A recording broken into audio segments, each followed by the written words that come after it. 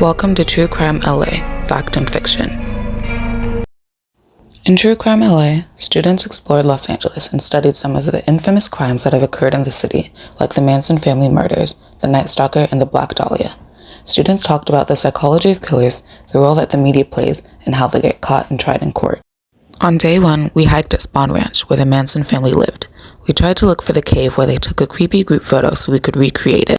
It was creepy.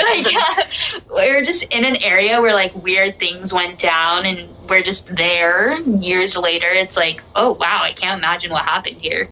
Back at Webb, we watched Once Upon a Time in Hollywood, a movie by Quentin Tarantino loosely based off of the Sharon Tate murder. On day two, we learned about the Night Stalker, a serial killer who terrorized LA during the spring and summer of 1985.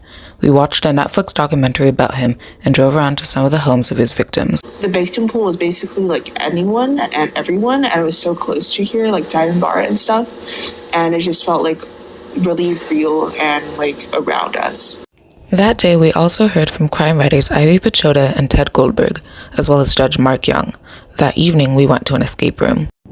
It was very interesting to hear from guest speakers who came over and had expertise on these fields, so it was just very interesting to get another side of true crime. I really enjoyed the escape room. It's not necessarily crime, but it requires a lot of problem solving skills and things like that. So in that sense, it helped people on the course to understand more about true crime.